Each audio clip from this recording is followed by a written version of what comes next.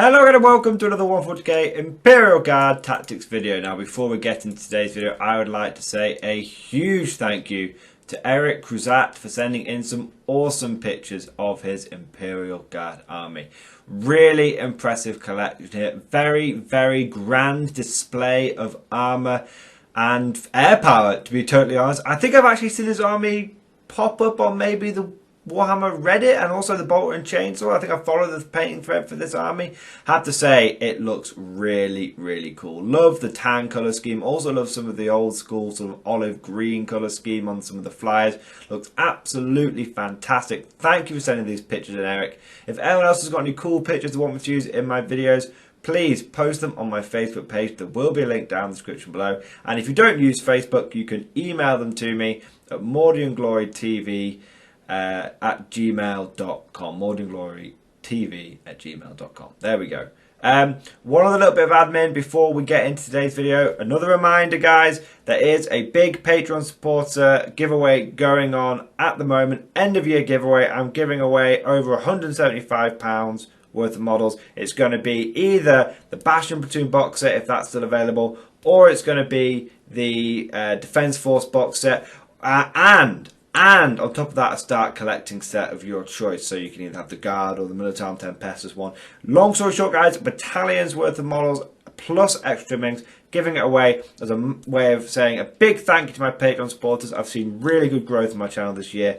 I say all of that is down to my Patreon supporters, because without you I wouldn't be able to get good stuff for the Great Mording Restoration project and new armies and up my video quality and do the makeover, and all this kind of stuff is funded by the Patreon supporters. No adverts and no monetization on this channel whatsoever. And I just want to say a big thank you to those Patreon supporters, because they're just awesome.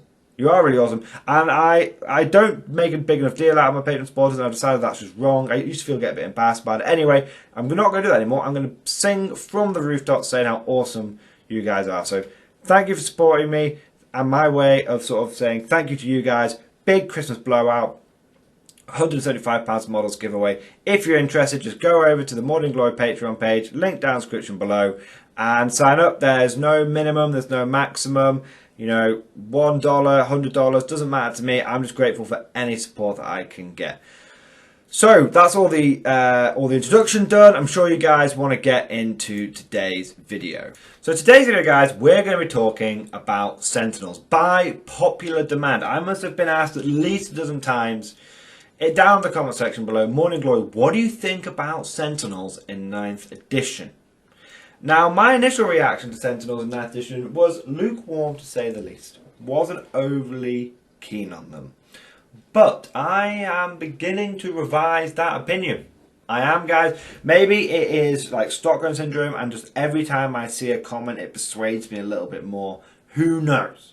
Who knows, maybe. But I am actually starting to see there is some tactical brilliance available with the Sentinel. So let's get into it. Right. So firstly, the ones that everyone keeps asking me about is Scout Sentinels. So I have always been an armoured Sentinel man, traditionally. The toughness 6, the 3+ save, to me, that's really good. I used to run those in my Armageddon Steel Legion to great effect, because you put an armoured Sentinel, pardon me, in a bit of cover, and it's got ignoring AP -1, you've got a 2+, toughness 6, ignoring AP -1 unit. That is a good, solid way of running your Sentinels, and I think that still applies. But another thing to consider with Sentinels, especially in if you're running a pure infantry army, and this video isn't just for pure infantry people, but if you're running a brigade, let's be more generous. If you're running a brigade and you need some way of filling out those fast attack choices, you want to get everything in one detachment. Best thing you can do is probably take some Sentinels to fill out your brigade choices. Now, I normally have not been a big fan of this, because brigade equals, Sentinel tax equals tax. It's points. It's things we don't want to do. We're spending points on things we don't want to spend points on. It's a tax unit. However, change to command points. Now, we don't want to spread out across 3 battalions unless we have to. It's the style of army we're running. If we're running a normal guard army, we probably do want to consider something like a brigade. In that case, taking 3 Scout Sentinels or 3 Sentinels is a good way of being able to save command points. And what you have to decide is, would you rather take 2 battalions or 1 brigade? Would you rather spend about 150 points on sentinels, or would you rather spend 3 command points? Those are kind of the toss-ups, and actually, it's a pretty equal. It's a pretty equal trade. It comes down to personal preference, because those 3 command points you can use those for a lot of things. That's massive ordnance, maximum bombardment. That is, relentless on one of your Leman Russes. That's damage, keeping it in the fight. You think your Leman Russ is degraded and taken out of the fight? It ain't. Use relentless on it. It's good. There's a lot of stuff you can use those 3 command points for, and so that's a good way of using your sentinels. But then I still wasn't totally convinced. But then you start looking into, especially, you start looking into scout sentinels. You're like, okay, well, with the changes to the way your secondaries work, scout sentinels are quite good. What's one secondary that is very popular? Engage North Fronts. Guard can actually struggle to get into all those table quarters from turn 1. You'll be there turn 2, you'll be there turn 3, no problem. But turn 1, you want to max out that Engage North Fronts. How do you do it? Scout sentinels.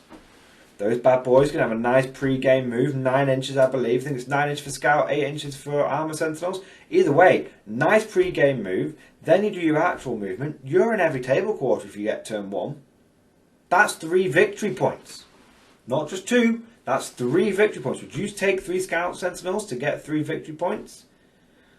Wow, that seems like a pretty good trade to me. Very good trade.